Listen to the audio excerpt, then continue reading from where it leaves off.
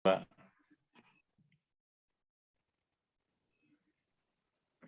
Baik, Assalamualaikum warahmatullahi wabarakatuh.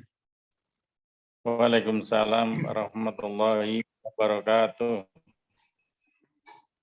Alhamdulillahirabbil alamin wa bihi nasta'inu ala umurid dunya waddin. Asyhadu an la ilaha illallah, asyhadu anna Muhammadan abduhu wa rasuluh. La nabiyya ba'da. Allahumma shalli wa sallim ala sayyidina Muhammad wa ala alihi wa ashabihi ajmain. Alhamdulillah, kita panjatkan puji syukur kehadirat Allah SWT pada malam ini. Kita bisa dipertemukan ya. Ini Pak Masjidin ini tinggalnya di Tegal ya Pak ya? Tegal, betul. Ya, ini Pak Untung ini kawan saya Pak di Akprin. Beliau ngajar agama di Akprin Pak.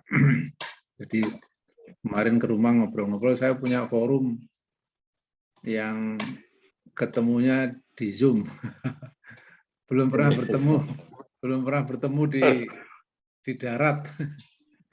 Dan ini sudah berjalan malam ini, dalam catatan saya ini sudah pertemuan ke-15 ya.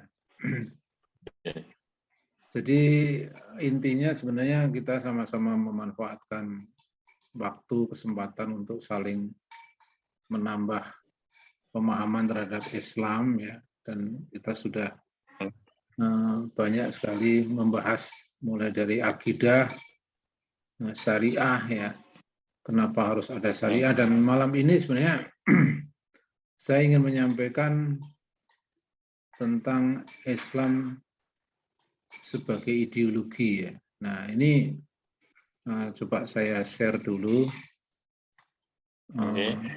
Ideologi ya, itu sebuah kata yang sering disalahpahami ya, atau ketika dua orang berbicara ideologi itu masing-masing orang pemahamannya bisa tidak sama gitu ya. Jadi pertama kali saya mendengar ideologi itu ya pokoknya kalau biologi itu ilmu tentang makhluk hidup gitu ya. Geologi ilmu tentang bumi. Nah, ideologi ilmu tentang ide gitu. Jadi kalau pakai logi itu berarti ilmu. Ada biologi, ada geologi gitu. Zoologi ilmu tampilan. Nah, ideologi kemudian ilmu tentang ide. Nah, kalau seperti itu nanti menjadi sangat luas ya, kemana-mana. Nah, ini kita akan menyamakan pemahaman dulu. Ya, sebenarnya kalau orang ngomong ideologi, kadang ada ideologi Pancasila. Sekarang ini lagi rame khilafah, itu ada yang ideologi khilafah. Nah, apakah sebenarnya tepat kata-kata itu gitu ya? Ya, karena kadang-kadang udah diskusi jauh tapi kalimatnya nggak pas ya. Baik, saya dulu ininya.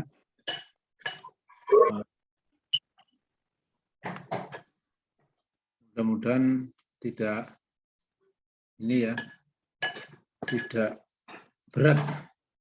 Saya tidak share screen. Kalau share screen sering agak berat. Ini masih pakai ini. Ini kelihatan belum ya? Kelihatan, Pak. Ya. Jadi Islam, agama dan ideologi. Ini kalau nggak salah Pak Untung pernah mengajar Pancasila ya, Pak Untung ya? Mengajar Pancasila ya.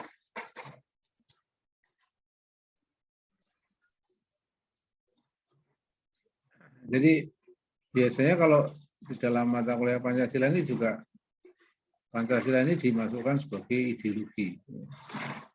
Nah, nanti kita akan lihat apakah itu sesuatu yang pas atau belum.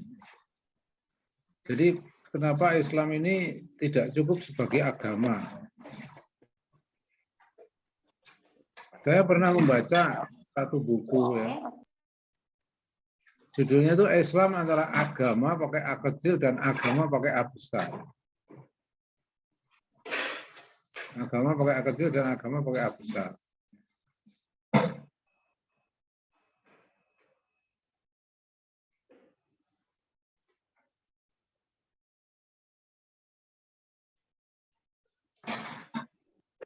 Jadi agama kita sudah tahu ya, tapi agama dalam pengertian Barat modern itu hanya hubungan dengan Tuhan gitu ya. Jadi agama ya urusan pribadi, datang ke gereja memuji-muji Tuhan, yaitu agama. Ya, orang Islam ya datang ke masjid, ya berzikir, baca Quran itu agama. Nah itu dalam pengertian modern, sekuler itu seperti itu. Nah, kenyataannya Islam itu bukan seperti itu ya. Makanya ini kita coba ketika Islam sebagai agama dengan pengertian Barat, yaitu hanya hubungan dengan Tuhan, sementara untuk kehidupan politik, ekonomi dan seterusnya tidak perlu bawa agama, maka Islam yang paling dirugikan nanti dengan ide seperti itu. Nah, maka kita tentu tidak terima kalau Islam hanya disuruh diposisikan hanya masalah hubungan dengan Tuhan.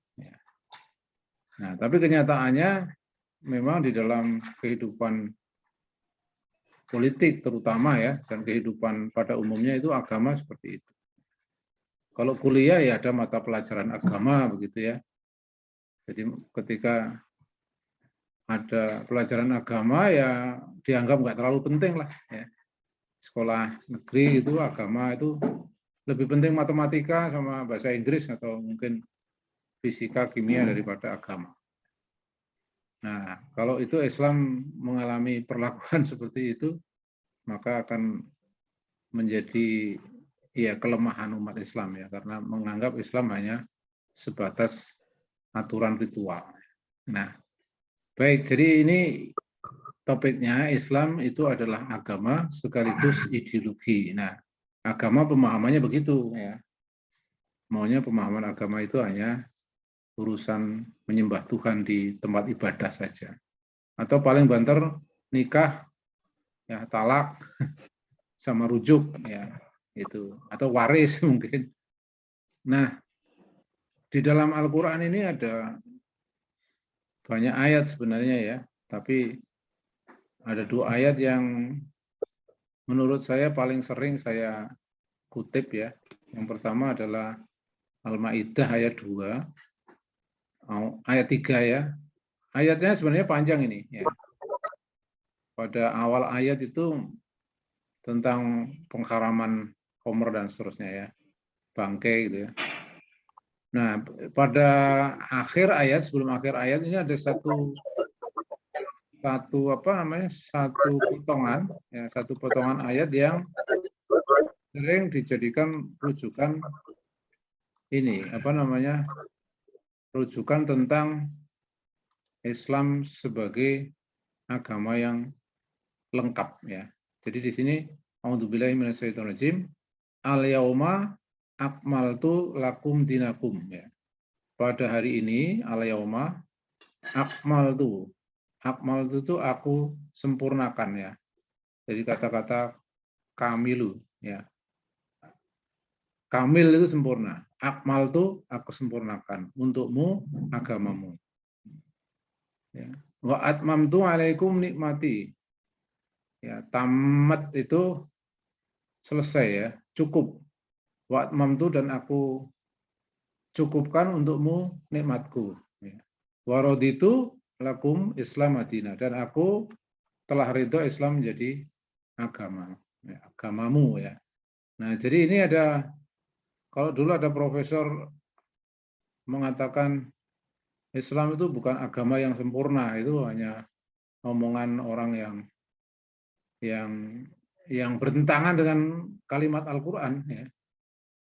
Ya, di sini ada al-yauma akmaltu lakum dinakum. Pada ini telah aku sempurnakan Islam sebagai agamamu. Yang kedua, ini juga ayat yang sangat sering saya kutip. Ya ayyuhalladzina amanu udkhulu fis silmi kafah. Wahai orang-orang yang beriman, ya, masuklah ke dalam Islam secara kafah. Nah, kafah ini kan menunjukkan bahwa Islam itu memang mengatur semua aspek hidup. Hanya umat Islam masuknya ke dalam Islam ini mau kafah atau tidak. Jadi kalau Islam hanya mengurusi ibadah di masjid, kemudian nikah, waris, itu berarti Islamnya nggak kafah. Pasti nanti dia berpolitiknya pakai yang lain. Di sini ada wala tattabi'u khutuwatis syaitan. Jangan kamu mengikuti langkah syaitan. Jadi kalau tidak kafah, ya pasti dia mengikuti langkah syaitan. Nah, setan itu jangan dibayangkan pocong gitu ya, kuntilanak gitu. Setan itu apa saja, baik itu manusia maupun jin yang memalingkan manusia dari Islam, itu setan. Jadi kalau politiknya enggak politiknya Nabi, tapi politiknya Montesquieu misalnya, politiknya John Locke, Thomas Hobbes, ya itu setannya. Setannya ya filosof-filosof itu ya, Karl Marx misalnya. Jadi kalau tidak masuk Islam kafah berarti mengikuti langkah setan. Padahal ini closingnya innahu lakum aduwwum bin, padahal Islam itu adalah padahal setan itu adalah musuh ya, musuh yang nyata. Nah, jadi dua ayat ini menjadi apa ya, semacam sandaran, referensi lah bahwa Islam itu adalah agama yang sempurna. Di satu sisi Allah sendiri mengatakan Islam adalah sudah sempurnakan, di satu sisi Allah memerintahkan kita untuk memasukinya secara sempurna juga. Nah, dulu pernah kita uraikan bahwa Islam itu mengatur hubungan dengan Allah, ya, hablum minallah, ya, dimensi satu berbentuk akidah dan ibadah mahdoh. Terus hubungan dengan diri sendiri, masalah makanan, pakaian, gitu ya, akhlak.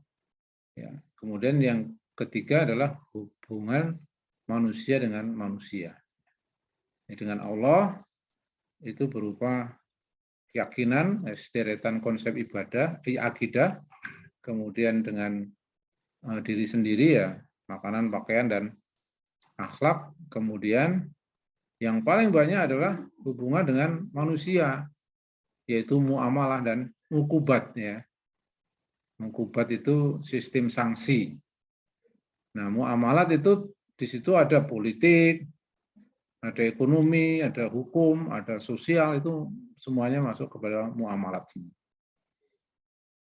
Nah, yang perlu kita diskusikan berikutnya adalah apa sih yang dimaksud dengan ideologi gitu ya. Nah, jadi di sini ada beberapa definisi ya. Definisi.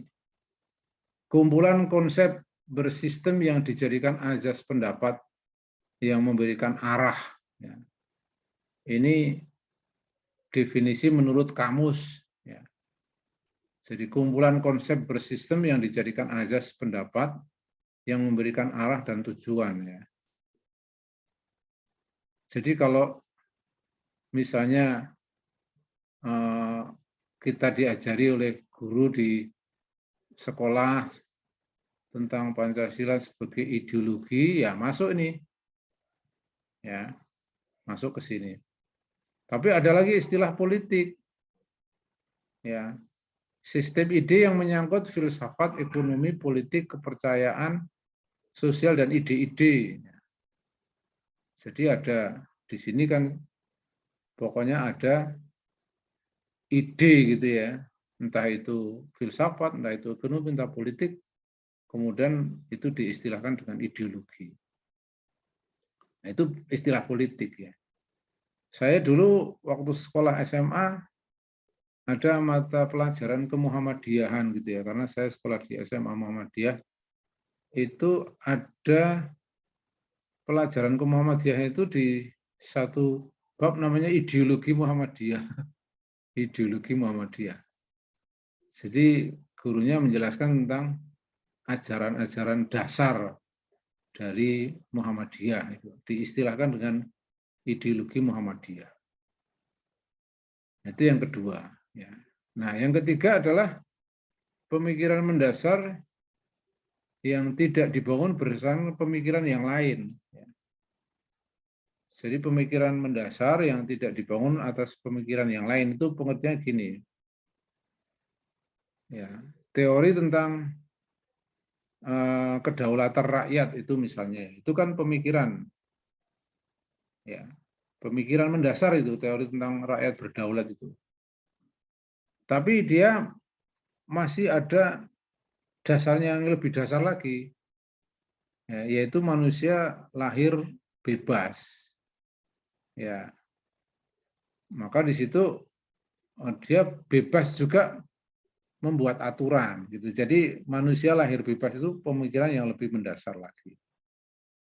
Tapi ada yang lebih mendasar lagi dari itu, yaitu ketika manusia ini kemudian ditanya dari mana, ya, asalnya, kemudian untuk apa dia hidup di dunia, sama nanti mau kemana. Nanti kalau itu dijawab, nanti tidak ada pemikiran yang lebih mendasar. Itu merupakan pertanyaan yang paling mendasar. Jadi dari mana, untuk apa dia hidup, dan mau kemana. Itu pertanyaan yang paling mendasar. Ya, kalau bahasa Jawa sering disebut sangkan paraning dumadi. Kalau orang Islam tiap hari dengar itu ya, innalillahi wa inna ilaihi rajiun itu. Ya. Jadi dari Allah dan kepadanya akan kembali. Nah, yang terakhir ini yang nanti akan kita pegang, ya. An-Nabhani ini adalah seorang intelektual Muslim, ya, seorang mujtahid kalau saya memahaminya. Ini aslinya adalah Taqiyuddin An-Nabhani. Itu mendefinisikan ideologi atau bahasa Arabnya mabda ini adalah akidah rasional yang melahirkan peraturan hidup. Ya.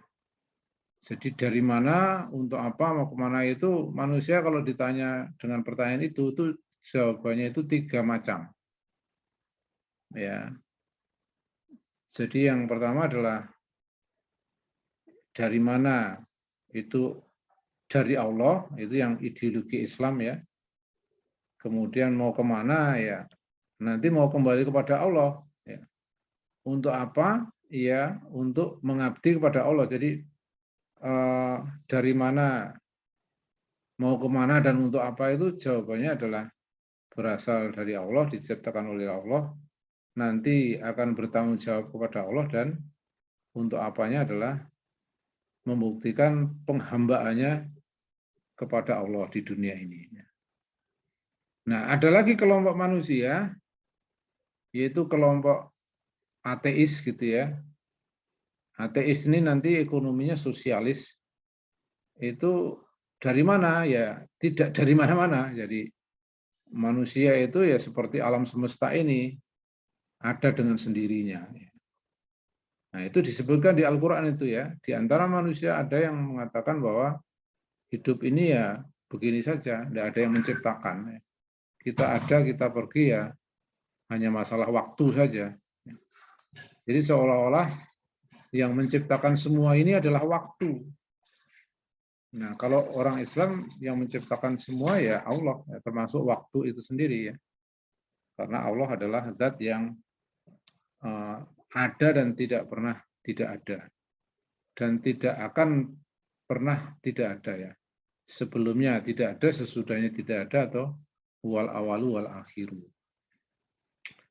Orang yang ketiga adalah orang yang mengakui ciptaan Tuhan, mengakui adanya Tuhan, tapi Tuhan tidak diberi ruang untuk mengatur hidup. Ya. Nah, ini jenis yang ketiga ini yang kita sebut sebagai ideologi sekuler, ya. Mengakui Tuhan tetapi tidak mau hidupnya diatur oleh Tuhan.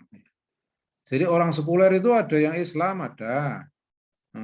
Kristen, Hindu, Buddha apalagi ya, karena mereka memang agamanya tidak komplit, ya, tidak menyeluruh ya. Maka kalau di luar Islam sekuler ya sudah wajar. Tapi kalau orang Islam ini sekuler itu dia berdosa ya, karena agamanya sendiri tidak membolehkan seseorang hanya berislam secara sebagian. Nah, jadi saat ini ya ideologi itu ada 3 ya.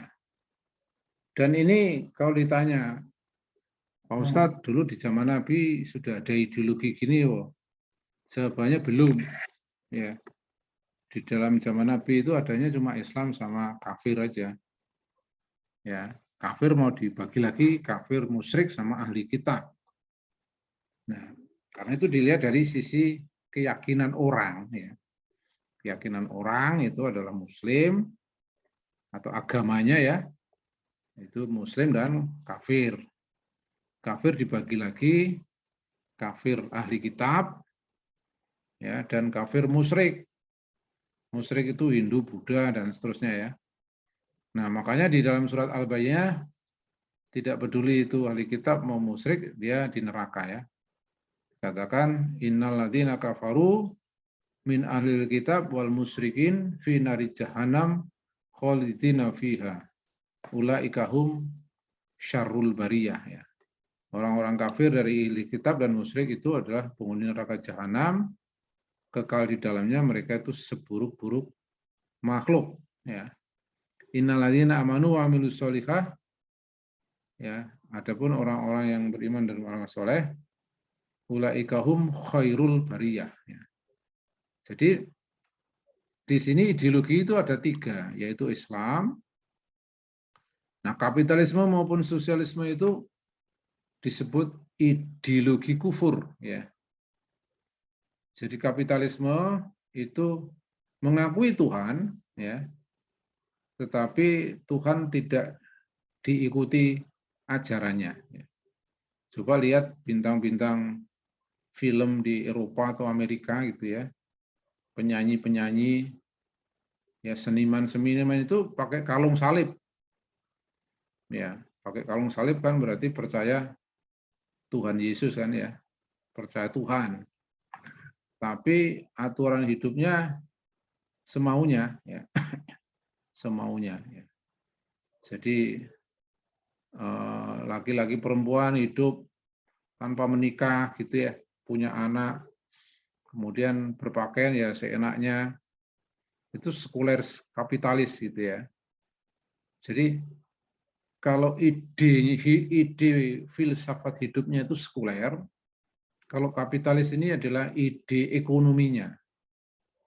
Ya, jadi di sini kalau ditanya ideologi itu bedanya sekulerisme sama kapitalisme itu apa? Kalau sekulerisme itu filsafat hidupnya. Ya. Jadi memisahkan agama dari politik atau agama dari kehidupan. Kehidupan itu nggak usah dicampuri agama lah, nanti cuma ribut terus, orang Islam menganggap Islam paling benar, Kristen menganggap Islam paling benar, nanti cuma ribut terus, wes nggak usah pakai agama dalam kehidupan ya. Cukup pakai hati nurani saja. Itu filosofi hidupnya. Nah, ekonominya kapitalisme ya, yaitu yang mengatur roda ekonomi itu ya para kapitalis yang intinya manusia boleh memiliki apa saja dengan cara apa saja. Ya, jadi manusia boleh memiliki apapun dengan cara apapun sepanjang tidak melanggar undang-undang, dan undang-undangnya terserah yang mau bikin seperti apa. Nah, ini kapitalisme. Nah, sosialisme ini sebenarnya lahir belakangan ya, karena ini kalau secara apa namanya filsafat hidup sebenarnya adalah ateisme ya. Ateisme, kemudian juga termasuk komunisme. Komunisme itu adalah cita-cita akhir dari ekonomi sosialis ya. Ekonomi sosialis itu cita-cita masyarakat komunis, masyarakat tanpa kelas. Ya. Nah, inilah pada kenyataannya dunia ini dibelah menjadi negara-negara dan saat ini ideologi Islam ini negaranya sebenarnya tidak ada wakilnya ya. Kalau negara kapitalis ya Amerika, Inggris, Prancis, Jerman itu kapitalis ya. Cina ini sebenarnya aslinya dulu Soviet ini ya yang sudah bubar itu aslinya dulu sebenarnya sosialisme ya. Tapi pada perkembangan akhirnya juga mereka ekonominya akhirnya kapitalis juga. Cina itu secara politik itu komunis ya, partainya hanya partai tunggal, tapi secara ekonomi ya kapitalis juga. Ya. Jadi yang komunis sosialis ini hanya teori ya, saat ini belum tidak ada. Nah, sementara Islam ini hanya penduduknya saja beragama Islam, ya negaranya mayoritas beragama Islam, tapi secara politik sebenarnya dia sekuler ya. Jadi Indonesia, Malaysia, Turki, Afghanistan, ya seluruh negeri-negeri ada mungkin ada 40 atau 50 negeri yang mayoritas Muslim itu sebenarnya politiknya adalah sekuler. Ya. Jadi kalau politiknya Islam pasti Islam tidak perlu ada banyak negara ya, cukup satu saja. Baik, selanjutnya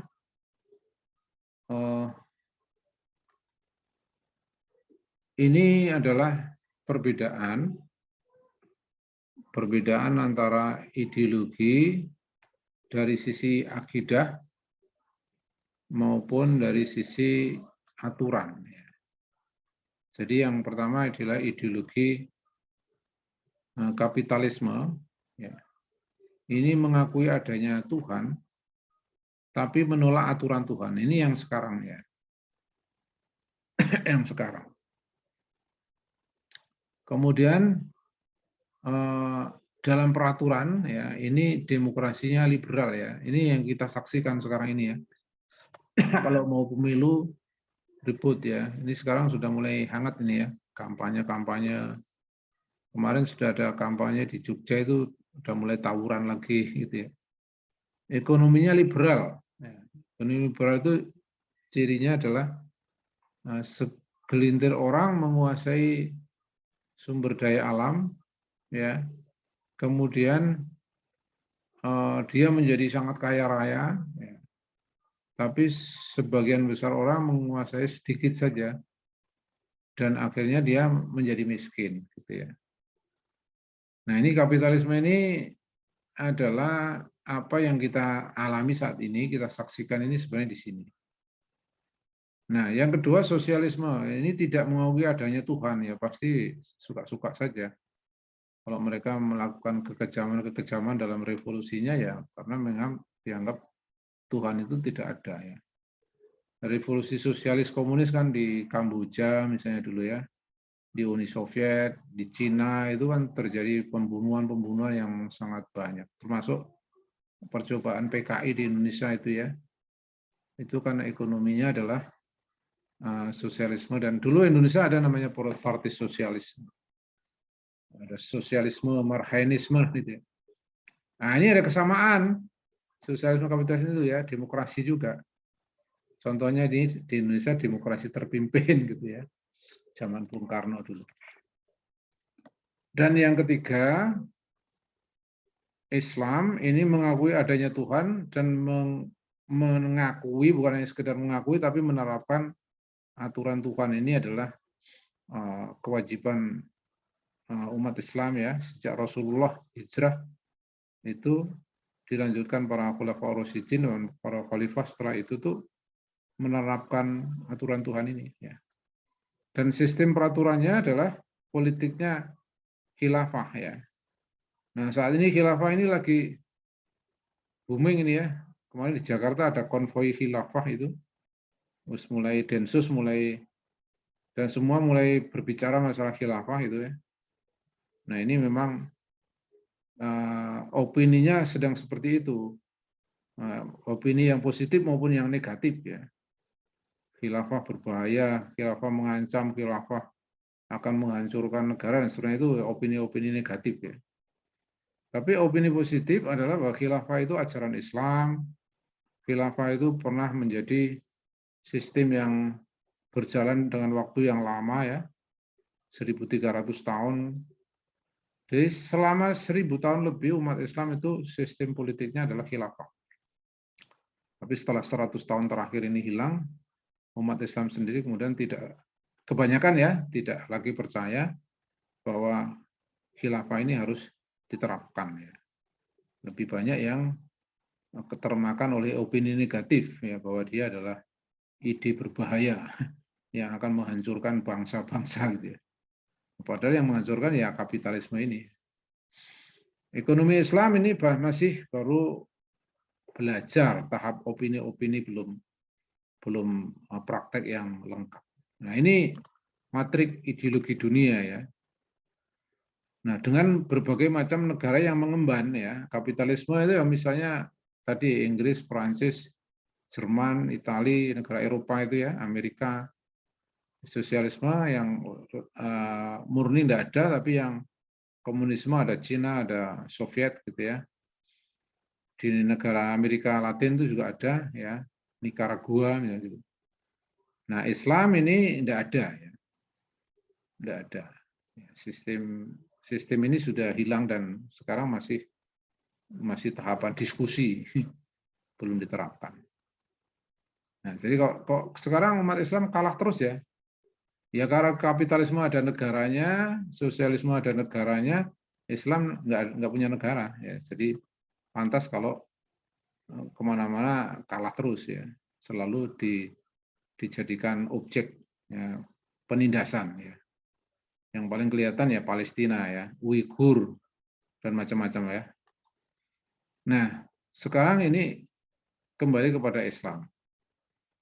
Islam ini agama ideologi yang diturunkan Allah kepada Nabi Muhammad yang mengatur, ya tadi sudah saya katakan, manusia dengan penciptanya, dirinya dan sesama manusia. Ya. Itu. Ini lengkapnya di sini. Nah, jadi di sini ini ada coretan ya. Maaf. Jadi ini irisan antara akidah ya. Akidah ini ada ruhiyah ya. Nah, biasanya kita hanya akidah ruhiyah itu pengertiannya menghafal rukun iman gitu ya. Iman kepada Allah, kepada Nabi Muhammad, kepada Nabi lah, iman kepada Allah, kepada Nabi, kepada kitab, kemudian kepada hari akhir ya, malaikat dan qada dan qadar ya. Nah, akidah yang ada di dalam agama saat ini itu adalah Buddha, Kristen, Hindu, dan Yahudi. Ini ya, dan aliran kepercayaan dan seterusnya di sini.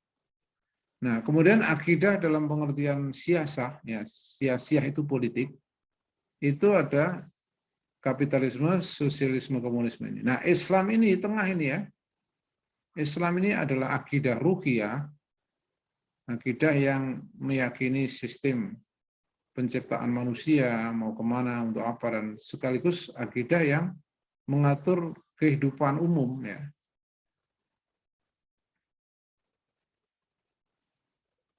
Nah, ini putus.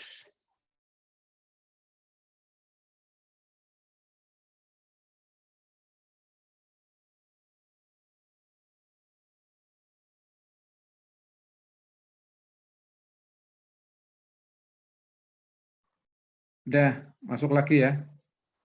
Saya share lagi. Tadi sempat putus. Jadi Islam itu ada di tengah.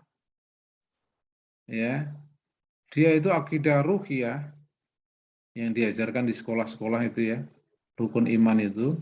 Sekaligus akidah sia-sia. Jadi Islam itu dari sisi akidah itu bukan hanya sistem keyakinan tentang Tuhan gitu ya, tapi juga sistem keyakinan bahwa aturan hidup itu harus berasal dari Islam. Nah ini yang masih ini ya masih menghadapi apa ya perlawanan gitu ya. Jadi ketika kita sampaikan bahwa sistem politik Islam itu ya khilafah itu masih itu kan pendapat kuno gitu ya, atau pendapat yang sempit gitu ya, pendapat yang tidak realistis. Wong sekarang ini kita sudah ada negara, sudah didirikan dengan capek-capek, kok mau kembali kepada sistem yang sudah kuno gitu ya. Nah sebenarnya kalau kita mau bicara jujur, demokrasi ini ya kuno sebenarnya. Kan idenya dari Athena kan ya, dari Aristoteles, ya, Socrates, Plato. Ya, itu kan ide yang bahkan sebelum Nabi Muhammad lahir, ya, 400 tahun, 300 tahun sebelum Masehi, ya, itu ide-ide tentang demokrasi, kedaulatan rakyat, ya, parlemen, senat itu kan ide-ide yang ratusan tahun sebelum Nabi Isa lahir. Ya. Kemudian setelah itu kan baru ada kerajaan-kerajaan seperti kerajaan Romawi, kerajaan Persia, baru Islam lahir. Ya. Setelah itu ketika Barat kemudian mengalami kebangkitan, Renaissance, mereka melahirkan teori-teori baru yang sebenarnya melanjutkan Yunani dan Romawi kuno, ya, yaitu abad 14, 15, 16, 17 tentang revolusi Amerika, revolusi Perancis. Nah, mereka melahirkan negara yang mereka sebut sebagai negara modern, ya, nation state, negara yang berbasis nation. Nah, umat Islam kemudian ikut di situ. Baik, nah selanjutnya di sini ada ideologi itu begini, ya. Ini ada akidah di satu sisi, kemudian dari keyakinan tentang Allah yang menurunkan Rasul, yang membawa kitab. Nah, kitab itu isinya adalah aturan, ya. Jadi di sini kita memiliki sebuah kaidah bahwa peraturan yang nanti akan diterapkan ini harus berasal dari 4 ini. Kalau tidak Quran ya sunnah, kalau tidak ya ijma atau qiyas. Ya. Jadi kalau Quran mengatakan bahwa para pencuri itu dihukum potong tangan misalnya, kemudian prakteknya kita para pencuri dihukum penjara, maka sesungguhnya jujur kita sudah menyimpang dari Al-Quran. Jadi artinya ya Al-Quran tinggal dibaca aja, tapi nggak dipraktekkan. Dan itu adalah sesuatu yang paling Allah benci, ya. Ketika Al-Quran mengatakan para pembunuh ini harus dikisos gitu ya. Dan prakteknya kan pembunuh itu kalau nggak keterlaluan membunuh kan hanya dihukum penjara. Atau paling-paling penjara seumur hidup gitu ya. Jadi di dalam peraturan yang real di lapangan itu ya, yang lahir dari proses legislasi di parlemen itu banyak yang tidak sesuai. Termasuk ketika Al-Quran mengatakan wa ahalallahul bai' wa harrama riba, Allah menghalalkan jual beli dan mengharamkan riba. Prakteknya APBN kita selalu bergelimang dengan riba, ya, pinjaman yang berbunga itu ya, dan seterusnya. Nah, jadi peraturan ini nantinya ibadah sudah jelas lah, nggak usah dibahas ya. Ibadah mulai sekarang ini mau masuk ibadah haji itu ya, puasa, zakat, pakaian juga sudah banyak yang membahas. Makanan juga sudah, makanan halal, akhlak di sekolah diajarkan, ya, jujur, ya, amanah, kemudian ridho, qanaah dan seterusnya ya. Akhlak yang terpuji, akhlak tercela, sombong, ya, takabur, ria. Saya dulu sekolah diajari ada mata pelajaran akhlak. Ya, itu akhlak yang terpuji begini ya. Ada jujur, ada amanah, ada qanaah, ada akhlak tercela, kibir, takabur, sum'ah, ria.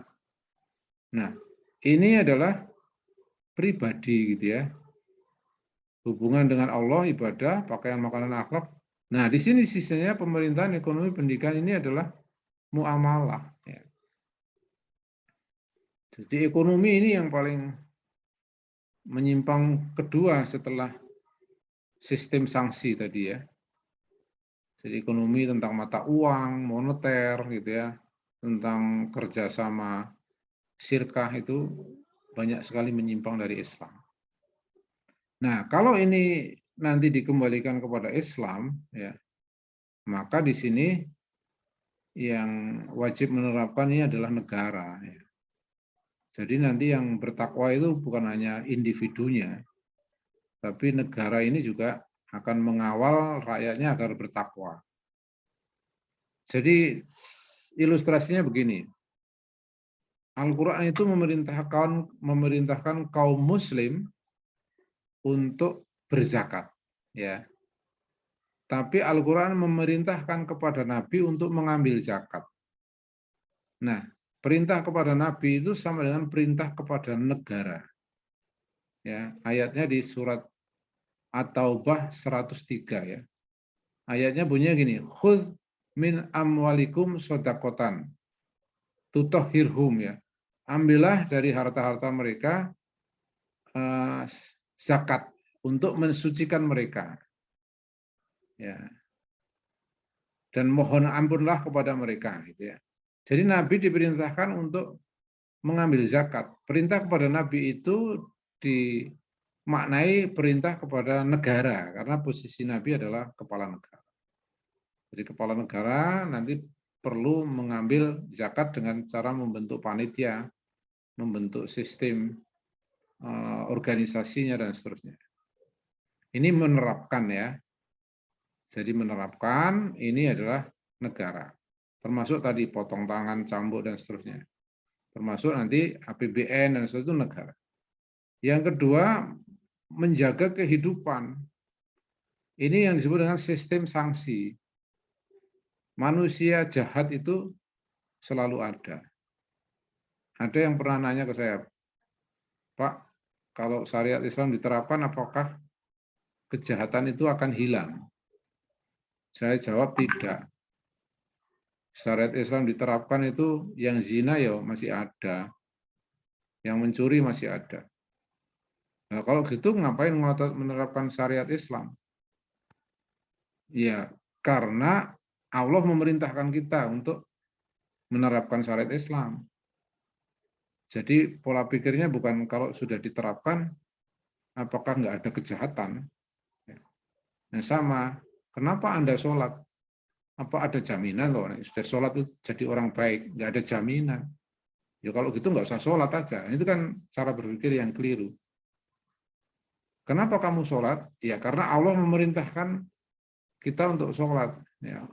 Mudah-mudahan setelah sholat kita jadi ingat Allah, kita jadi manusia yang baik, tidak nyakitin orang, tidak sombong, tidak serakah.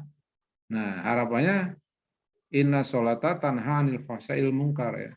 Sesungguhnya sholat itu harusnya ya, bisa mencegah dari keji dan mungkar. Adapun masih sholat kok korupsi, sholat kok berzina, ya itu berarti sholatnya belum benar ya. Jadi masyarakat ini perlu dijaga, ya, karena kalau syariat Islam diterapkan itu bukan kejahatannya jadi hilang, bukan. Ya. Di zaman Nabi, ya Nabi itu manusia terbaik. Ya, kalau disebut pemerintahan kepala negara, ya kepala negara terbaik yang pernah ada di muka bumi ya Nabi. Tapi toh ketika Nabi masih ada yang berzina, ada yang menghadap Nabi, Nabi saya sudah berzina, hukumilah saya, sucikanlah saya, itu kan menunjukkan bahwa sebuah negara yang kepala negaranya Nabi Muhammad itu yang berzina itu masih ada. Ya, minum khamr masih ada, cuma tidak merajalela gitu ya. Jadi yang berzina, yang minum khamr, yang apa namanya membunuh itu ada tapi tidak merajalela. Nah sekarang ini kan merajalela, ya. Zina merajalela. Kalau nggak percaya nanti dicari di Google itu ya. Nanti kan ada selingkuh polisi dengan polisi, selingkuh dokter dengan perawat, selingkuh pramugari dengan pilot, selingkuh ustadz. Bahkan perselingkuhan itu ada di mana-mana. Nah ini naudzubillah ya, kehidupan yang sudah sangat rusak. Pembunuhan juga begitu. Nah yang ketiga, peraturan Islam ini menyangkut pada perintah untuk menyebarkan Islam atau dakwah, atau bahkan yang paling puncaknya adalah jihad. Jadi ini peraturan Islam ini akan bisa jalan ketika dikawal oleh negara. Negara itu otomatis juga menerapkan Islam itu sama dengan menjaga Islam ya. Menjaga dari mana? Menjaga supaya tidak hilang dari ingatan kaum muslim. Ya. Sebuah aturan ketika tidak diterapkan, aturan itu lama-lama hilang. Ya. Lama-lama hilang. Jadi dianggapnya nggak pernah ada aturan itu. Gitu. Apalagi umat Islam jarang membaca Al-Quran ya. Kalau membaca cuma dibaca Arabnya, nggak ngerti artinya. Jadi lama-lama aturannya hilang dari ingatan. Baik, yang berikutnya adalah ini bagan yang agak sedikit rumit ya. Ini kemarin sudah kita bahas, Islam itu terdiri dari fikroh, pemikiran, dan torikoh atau metode untuk menerapkan, mempertahankan, dan menyebarkan. Ini ringkasan aja. Jadi fikroh atau pemikiran ini tentang akidah dan tentang problem solving, ya, menyelesaikan hidup. Ya. Kalau metode ini bagaimana menerapkan? Ada konsep tentang keadilan. Bagaimana caranya menerapkan keadilan? Ya, fikrohnya atau konsepnya itu keadilan, tapi bagaimana menerapkannya? Terapkanlah sanksi Islam. Ya. Membunuh, ya dibunuh, gitu ya. Itu kan adil ya. Nah, kalau ahli warisnya memaafkan, dia membayar denda. Minum khamr nanti dicambuk gitu ya. Kenapa? Khamr ini akan merusak kehidupan masyarakat. Gitu. Jadi metode menerapkan ini dulu yang bertanggung jawab adalah Nabi Muhammad, kemudian para khalifah setelah Nabi Muhammad, mempertahankan juga dengan hukuman, menyebarkan juga dengan dakwah jihad dan institusinya namanya khilafah ya. Atau khilafah ini sebenarnya pengganti Nabi. Baik, selanjutnya adalah kesimpulan. Ya. Jadi Islam itu ya adalah bukan sekedar agama ritual menyembah Allah gitu ya. Kemudian hanya dikotak dengan mata pelajaran agama, kemudian yang di luar itu adalah sudah lepas dari Islam, itu sesuatu yang keliru ya. Jadi kita harus memandang Islam ini lebih sebagai ideologi yang mengatur seluruh hidup kita daripada sekedar agama ritual.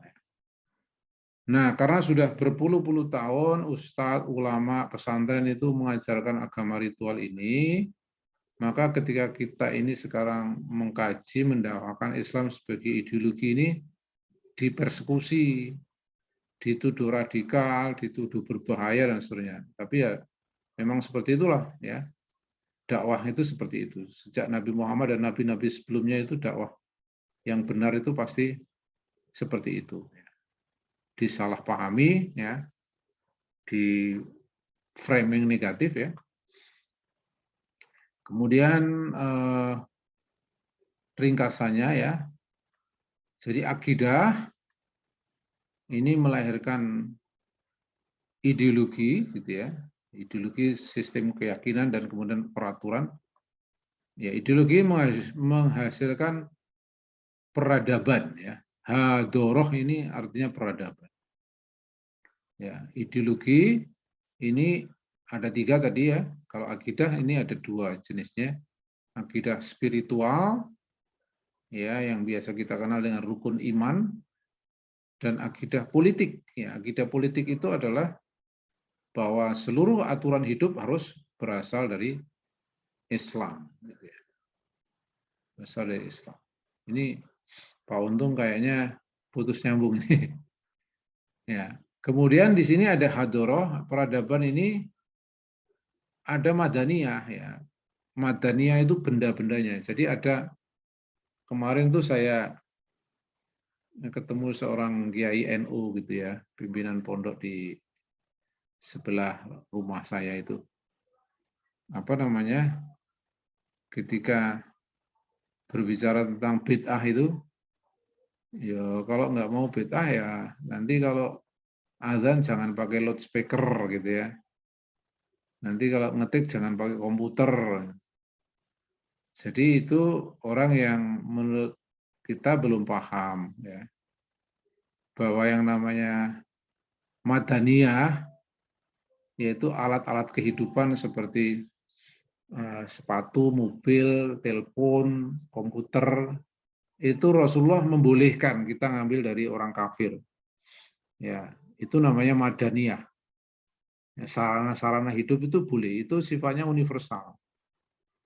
Ilmu sarana hidup, ilmu matematika, ilmu fisika itu nanti menghasilkan madaniyah. Ya, ilmu pertanian itu menghasilkan madaniyah. Tapi kalau ilmu-ilmu hukum, ya, ilmu-ilmu tentang ekonomi itu menghasilkan hadoroh. Ya, nah ini nggak boleh diambil dari orang kafir ya. Kalau kita belajar ngambil PhD, doktor ke Inggris ya pasti pulang-pulang ya hukum Napoleon gitu yang kita kuasai. Jadi kalau kita mau belajar ke Amerika, ke Eropa, kemanapun kalau belajar fisika, matematika ya nggak apa-apa. Tapi kalau belajar pemikiran Islam ke Kanada, ya sudah pasti pulang-pulang tambah sekuler. Ya. Belajar pemikiran Islam kok ke Belanda, ya nanti jadi Senok Hurgronya. Pulang-pulang jadi penerusnya Senok Hurgronya. Kan banyak itu ya, dosen UIN itu ngambil S3 pemikiran Islam, tapi ngambilnya di Australia, ngambilnya di Kanada gitu ya. Nah itu sarangnya orientalis kan ya. Jadi hadoroh itu hal-hal yang sifatnya terkait dengan pandangan hidup itu nggak boleh diambil dari orang kafir. Dalilnya apa? Dalilnya itu yang kelihatan tuh ketika Umar bin Khattab masih pegang-pegang sobekan Taurat gitu ya, Nabi marah itu ya. Apa itu Ibnu Khattab? Oh, ini sobekan Taurat. Ya, sini dibuang ya. Seandainya Musa, saudaraku itu ada, pasti dia akan mengikutiku. Artinya kita tidak butuh dengan Bible gitu ya, tidak butuh dengan Taurat karena kita sudah punya Al-Quran. Kesimpulan lebih jauhnya kita tidak butuh dengan para pemikir-pemikir Barat, filosof-filosof Barat untuk bernegara karena kita sudah punya warisan Rasulullah. Baik itu kira-kira ya isi dari singkat masalah Islam sebagai ideologi. Ini hanya 10 slide 11 ya. Oke, silahkan kita bisa punya waktu biasanya sampai setengah 10-an gitu ya. Kalau ada diskusi. Mari silahkan Pak Masjidin atau Pak Untung kalau mau ada yang disampaikan atau didiskusikan. Ya, coba saya Pak. Oke, monggo. Assalamualaikum warahmatullahi wabarakatuh. Waalaikumsalam. Ini Pak, saya tertarik tadi untuk menghadapi pandangan umum tentang khilafah yang sekarang itu. Ya. Pernah ada komentar ketika saya beberapa kali mengikuti kajian dari HTI itu ya. Ada yang komentar tentang khilafah itu kan, padahal mereka ngaji juga, ngaji tapi di luar hati. Itu khilafah itu kan wacana, itu. Wacana itu sepertinya sudah diawang-awang yang sekiranya kok sepertinya mungkin itu terjadi atau diterapkan. Menghadapi orang yang demikian itu gimana Pak Amir? Jadi menganggap bahwa khilafah yang dia tahu juga bahwa itu kitabnya Syekh Taqiyuddin yang itu kan wacana itu. Gimana Pak? Kira menjelaskan. Jadi terima kasih ya. Ini saya kalau pakai Google lebih enak ya. Jadi saat ini ada namanya perang ide, perang pemikiran ya. Jadi nggak tanggung-tanggung ini ya. Profesor Haidar Nasir dalam sebuah pidato gitu ya. Ini waktu itu adalah pidato di depan pemuda Muhammadiyah ya. Jadi di sana itu kita sudah memahami alam pikirannya ya. Alam pikiran dari organisasi dakwah Muhammadiyah ya. Alam pikirannya bagaimana? Alam pikirannya mereka memandang sistem pemerintahan itu adalah urusan dunia. Ya. Jadi urusan seperti menyebuk kurma itu ya, menyebuk kurma. Nah, jadi karena dia urusan dunia, maka umat Islam boleh mengambil sistem pemerintahan apapun. Boleh khilafah, boleh dulu ya. Dulu zaman Nabi, zaman Umar khilafah boleh. Ya, zaman Sultan Al-Fatih ya boleh khilafah. Tapi setelah khilafah runtuh, umat Islam boleh mengambil republik, kerajaan, kesultanan. Wong nyatanya di Nusantara juga ada Kesultanan Mataram, ya, Kerajaan Demak, ya, Ternate, Tidore, Kesultanan Aceh. Jadi boleh. Nah itu pendapat ya, pendapat. Kemudian kita bisa nyari pendapat dari kalangan NU, cukup diwakili dari Menak. Menak mengatakan khilafah nggak boleh di Indonesia. Jadi kalau ini kita baca nanti ya, ada dua kekeliruan. Menurut beliau, keliru yang pertama adalah bahwa Islam mewajibkan khilafah. Itu kekeliruan yang pertama. Ya. Enggak, yang benar itu Islam tuh yang penting ada negara. Enggak harus khilafah. Ya. Negaranya terserah. Ya. Terserah umat Islam mau apa. Ya. Itu kekeliruan yang pertama, menganggap bahwa membuat negara itu harus khilafah. Itu keliru. Nah, ini pendapat kan ya. Pendapat Profesor Haidar Nasir yang menjadi pendapat resmi Muhammadiyah. Kekeliruan yang kedua, ini sudah ada sistem. Sudah ada negara Kesatuan Republik Indonesia, kok mau bikin sistem baru, namanya bikin negara dalam negara. Nah gitu. Nah, kekeliruan yang dipahami di kalangan Muhammadiyah itu seperti itu juga yang dipahami di kalangan NU. Nah, kita harus melihat umat ini ada umat yang tidak NU dan tidak Muhammadiyah ada. Ada umat yang tidak NU, tidak Muhammadiyah. Dan ada umat yang NU dan Muhammadiyah, tapi kemudian dia ketika berdiskusi dengan ide-ide Syekh Taqiyuddin yang dalam hal ini kalau di Indonesia disebarkan oleh Hizbut Tahrir yang sudah dilarang secara organisasi ya, dicabut badan hukumnya. Ya.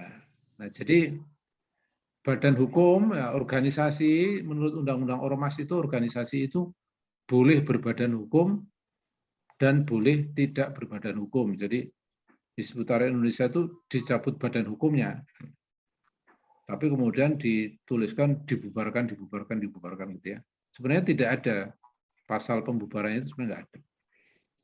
Nah, jadi di sini kalau kita lihat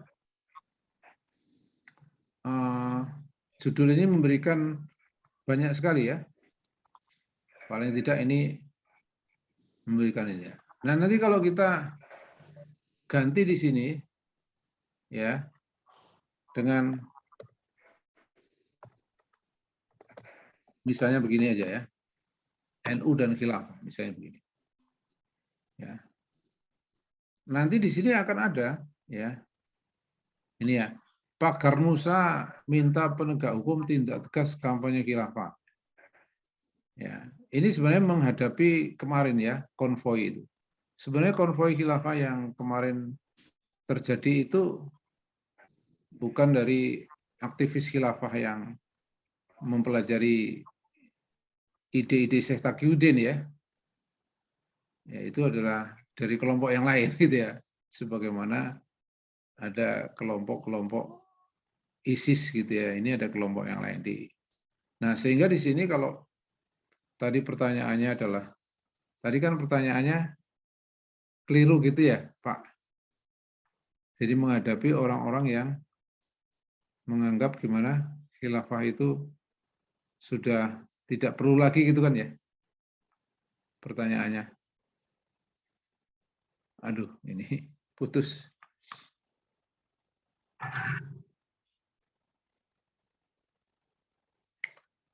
Baik, sambil menunggu, jadi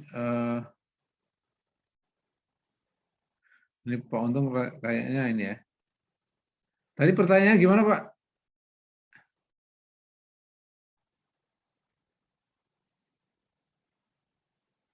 Halo?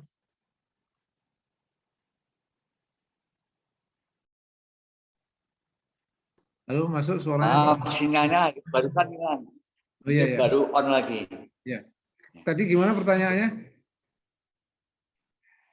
Ini loh Pak, bagaimana tanggapan kita terhadap tanggapan orang yang bilang bahwa khilafah itu kan wacana. Iya, iya, oh ya tadi ya. Jadi begini. Wacana itu terus sepertinya di awang-awang yang nggak mungkin turun gitu. Ya, ya, ya. Jadi ketika 1922 ya di Indonesia, 1922, 1926, Bung Karno mendirikan Indisi Partai gitu ya, aktivis-aktivis founding father yang kuliah di Belanda itu berkumpul, mau ngomong Indonesia Merdeka itu juga dikatakan mimpi. Akhirnya mereka kemudian mewujudkan tekadnya dengan Kongres Pemuda 1928. Ya. Mimpi Indonesia Merdeka itu digelurakan oleh para founding father itu. 1928, 1930, sampai akhirnya puncaknya 1945 ya, ketika terjadi Perang Asia Timur Raya. Sama dengan Zionis itu waktu punya ide, Theodora Herzl itu punya ide mendirikan negara Zionis di jantung Palestina itu diketawakan. Ya.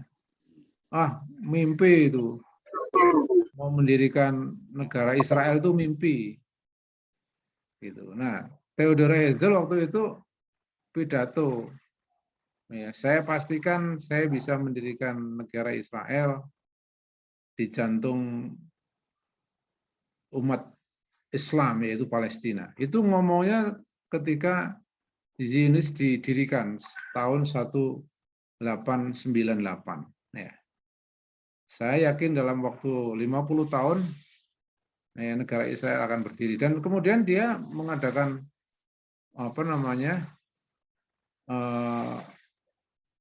manuver-manuver ya, minta tanah ke Sultan Turki, mau beli tanah dan seterusnya. Manuvernya itu adalah menciptakan dua perang dunia. Ya, perang dunia yang pertama yaitu 1914 itu adalah untuk menghancurkan Khilafah Utsmani. 1918 ya, Turki yang ikut perang itu kemudian kalah perang, kemudian dia wilayahnya dibagi-bagi, Inggris, Prancis, Rusia. 1918 ya. 1917 Inggris mulai masuk Palestina. 1923 Khilafah itu resmi dibubarkan ya. Itu Perang Dunia I, hasilnya adalah bubarnya sistem khilafah. Kemudian Perang Dunia Kedua 1945 itu adalah lahirnya resolusi PBB bahwa wilayah Palestina dibagi dua, ya, yaitu separuh untuk rakyat Palestina, separuh untuk Israel. Jadi negara Israel itu berdiri 1948, tepat 50 tahun setelah Theodore Herzl mengatakan kita akan mendirikan negara Israel di jantung umat Islam Palestina. Itu sejarah ya. Nah, sama ya para ideolog atau para penyeru ini juga yakin bahwa Palestina ini tidak akan pernah selesai, bahwa Israel itu akan terus merajalela seperti itu sampai umat Islam itu nanti berhasil mendirikan sekali lagi khilafah ya, dan berhasil menyatukan umat Islam, baru masalah Palestina dan Israel itu selesai. Nah, selama umat Islam itu masih di dalam nation state seperti ini, ya seperti ini nasibnya ya, dirampas harta bendanya ya, tambang minyak segala macam dirampas habis-habisan. Maka ketika sekarang ini ide ini ditolak, ya seperti Nabi Muhammad 13 tahun di Mekah ya, ditolak terus. Tapi kita punya keyakinan satu, janji Nabi bahwa kepemimpinan umat Islam itu 5. 1, nubuah. 2, khilafah ana amin haji nubuah. 3, mulkan adon, ya, yaitu kerajaan yang menggigit. Yang keempat, mulkan jabriyatan. Yang kelima, khilafah ala min haji nubuah lagi. Sekali lagi, gitu ya. Nah, jadi menghadapi orang yang utopia-utopia itu tidak perlu dijawab sebenarnya ya. Nah, kalau memang khilafah utopia yang realistis adalah demokrasi, ya kita lihat Indonesia itu dengan demokrasi ini apakah masih bisa diperbaiki. Taruhlah nanti 2024 pemilihan presiden. Taruhlah nanti presidennya malaikat. Mahfud MD mau malaikat masuk sistem bisa jadi iblis lah. Malaikat masuk sistem bisa jadi iblis itu kan berarti sistemnya udah hancur-hancuran. Nah, jadi itu kemarin yang saya share tentang keputusan Hanafi Rais yang keluar dari anggota dewan sekaligus keluar dari partai bapaknya ya, dan keluarnya itu bahkan didukung 1000% oleh Pak Amin Rais. Itu contoh saja bahwa masih sangat sedikit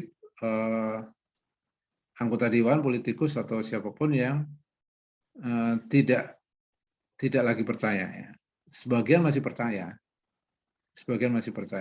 Anggota dewan masih percaya karena dia untuk bisa seperti Hanafi Rais kehilangan patah penjarian puluhan juta per bulan kan bukan suatu yang ringan ya. Apalagi dulu milihnya sudah keluar modal banyak. Ini kok tiba-tiba keluar dari sistem ya. Dikatakan ini kendaraannya nggak mungkin lagi sampai pada tujuan, ya sudah berhenti keluar dari kendaraan, itu sangat sedikit. Tetapi kita yakin ya, kalau saya melihat meskipun ini dilarang, dipersekusi kayak apapun tuh, saya melihat perkembangan di dalam dunia maya itu sangat pesat ya. Saya tunjukkan di sini ya,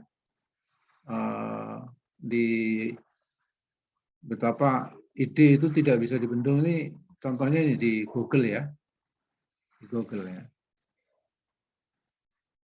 Ini kelihatan ya.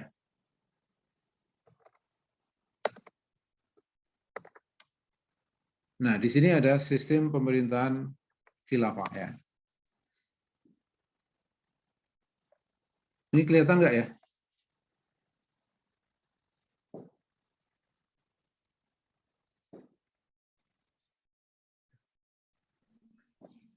Jadi di sini ada salah satu buku.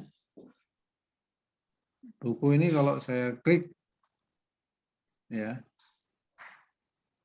ini bukunya judulnya ini, ya. Ini kelihatan ya?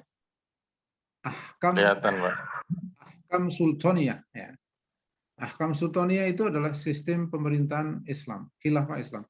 Ini bukan HTI ini ya, bukan HTI, bukan juga Syekh Taqiyuddin ya. Imam Al-Mawardi itu adalah seorang ulama abad 11. Jadi dia hidup di tahun 1000, sak level sama Imam Al-Ghazali. Di sini ada, di buku ini ada struktur negara khilafah. Jadi kalau Pak Mahfud mengatakan sistem khilafah tidak jelas, ya ini buku ini ada kok. Ya. Strukturnya ada khalifah, muawin, ada wali, amirul jihad, baitul mal, dan seterusnya. Jadi utopi itu ya seperti Bung Karno bikin bahwa Indonesia harus merdeka, itu disebut utopis. Ya. Mungkin kalau nanti sudah berdiri pun juga masih disebut utopis. Ya, ini ada strukturnya ya. Di sini ada strukturnya, ya, ada wali dan seterusnya ini ya.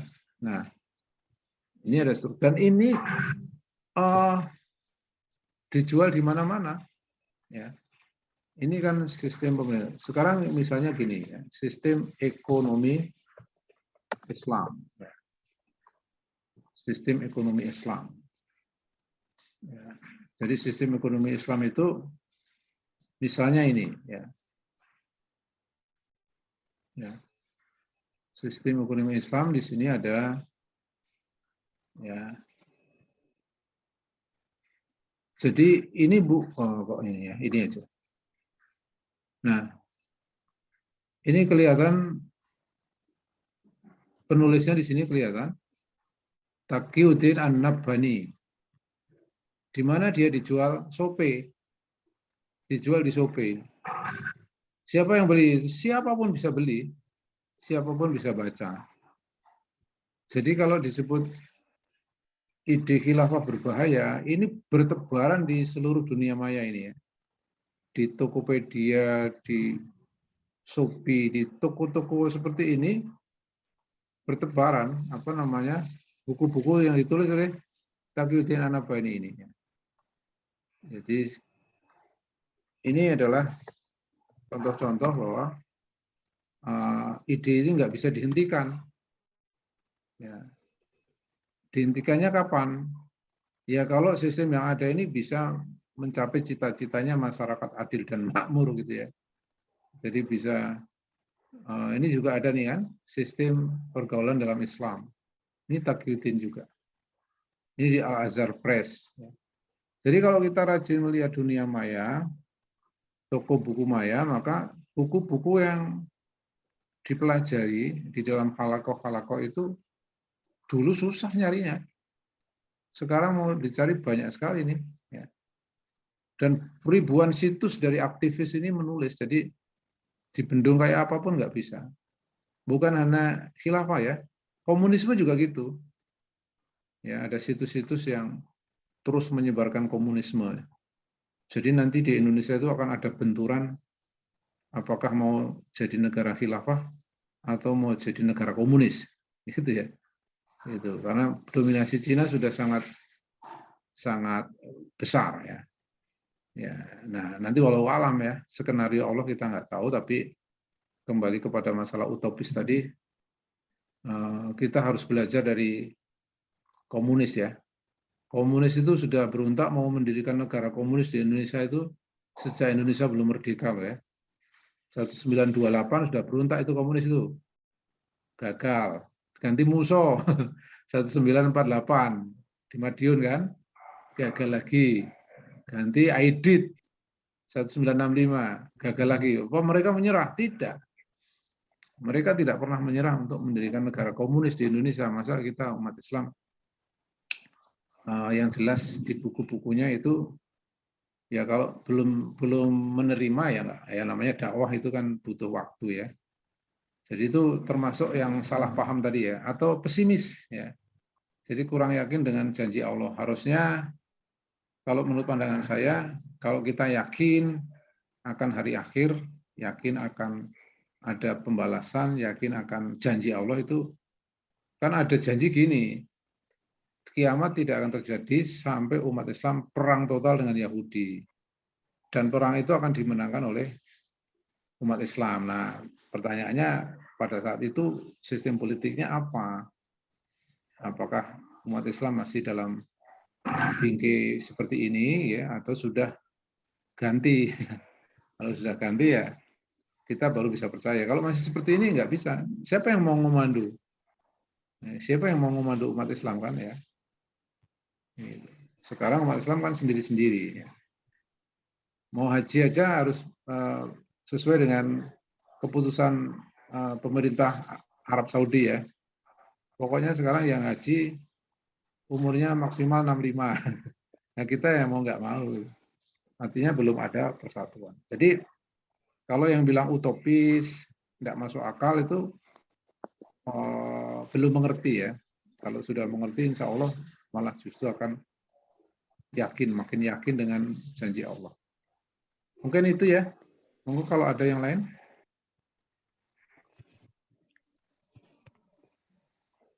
Ini Pak Oko ternyata Coba, Pak. ada. Monggo Coba, kalau, Pak, tambahan dikit, Pak.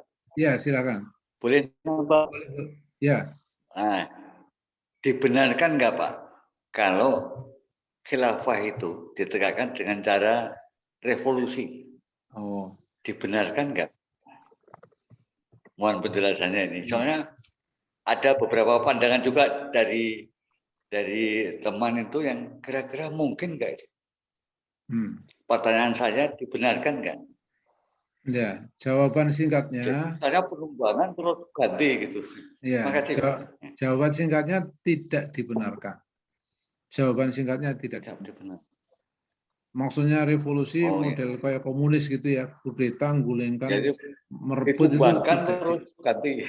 Nggak boleh. Ya. Kenapa nggak boleh? Contohnya nggak begitu. Ya. Jadi kita itu mendirikan khilafah atau memperjuangkan berdirinya khilafah itu semata-mata mengikuti dakwah Rasulullah membuat daulah Madinah. Ya. Jadi Rasulullah itu tidak menggunakan kekerasan sekecil apapun. Ya, ketika sahabatnya disiksa, dibunuh, itu tidak pernah melawan dan tidak pernah menggunakan kekerasan. Nah, sehingga ketika para berjuang ini disiksa, ditangkap, dipenjara, tetap tidak boleh. Oh, Islam nggak boleh menggunakan kekerasan. Islam menggunakan kekerasan setelah kekuasaan Islam tegak, yaitu di Madinah kalau zaman Nabi. Kalau di dalam ini nanti ya setelah sebuah kekhilafan tegak entah di mana, entah Indonesia, entah Turki, entah Palestina, entah Pakistan, walau alam Allah nanti memilih tempatnya, di situ boleh menggunakan kekerasan, boleh mengangkat senjata. Jadi ada sebuah ayat yang bunyinya telah diizinkan berperang bagi orang-orang yang didolimi. Nah ayat itu turun di Madinah. Kalau namanya turun di Madinah itu berarti daulah Islam sudah tegak. Maka perang-perang Badar, Uhud, dan seterusnya itu di Madinah. Jadi dulu pernah saya dikasih buku. Intinya, nah kalau cuma diskusi, konferensi, muktamar, ya kapan tegak? Ya rebut pakai senjata. Dikasih buku judulnya ini, khilafah tidak akan tegak tanpa jihad. Nah itu kita diskusikan ini orang nggak paham dalil. Jihad pakai perang itu turun di Madinah. Ya, jihad dalam makna perang itu turun di Madinah. Kalau dia turun di Madinah, maka berarti daulah sudah tegak. Ya, Nabi mengangkat senjata. Tapi kalau di Mekah pakai jihad dalam makna perang, ya nanti jadi kayak Kartosuwiryo. Ya, kayak Kartosuwiryo itu nggak boleh. Ya. Jadi terus kalau nggak boleh gimana ya? Dakwah politik, bukan militer, bukan senjata, bukan ke hutan membentuk pasukan-pasukan, nggak usah. Pasukannya Nabi siapa toh? Pasukannya Nabi itu adalah orang-orang tentara musyrikin Mekah yang masuk Islam, gitu kan ya. Di sana ada Umar bin Khattab, ya, masuk Islam sebelum hijrah. Ada masuk Islam setelah Nabi hijrah, yaitu Khalid bin Walid. Abu Sufyan bahkan masuk Islam setelah menjelang Makkah ditaklukkan. Ya, jadi tentara-tentara Islam itu adalah berasal dari orang-orang kafir yang dibukakan hatinya untuk Islam. Dia akan berpindah menjadi tentara Islam. Jadi tidak perlu ingin mendirikan daulah kok kemudian masuk ke hutan latihan perang, itu salah ya. Jadi yang dilakukan Ya, adalah pemikiran Islam, revolusi dalam pengertian kudeta, makar itu nggak boleh. Ya. Kenapa? Karena yang diserukan umat Islam juga. Presidennya juga umat Islam, DPR-nya juga umat Islam, ulama-ulama yang tadi menolak juga Islam. Ya. Jadi hanya kekuatan ide saja dan kesabaran gitu ya. Kesabaran. Mungkin itu ya. Cukup ya. Pak Mas Hidin, wonten. terima kasih, Pak. Nah, Sekap.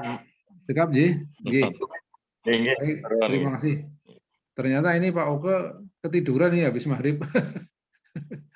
Oh gitu. Ya, nanti tak kirim ini ya. Ji, matur nuwun. Kita tutup dengan alhamdulillah dan doa kafaratul majelis. Alhamdulillahirabbil alamin. Subhanakallahumma wa bihamdika asyhadu an la ilaha illa anta astaghfiruka wa atubu ilaik. Assalamualaikum warahmatullahi wabarakatuh. Waalaikumsalam.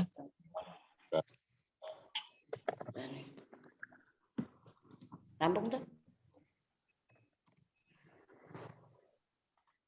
Baik, saya tutup nggih. Nggih. Nggih. Sugeng istirahat. Assalamualaikum. Waalaikumsalam. Assalamualaikum warahmatullahi wabarakatuh.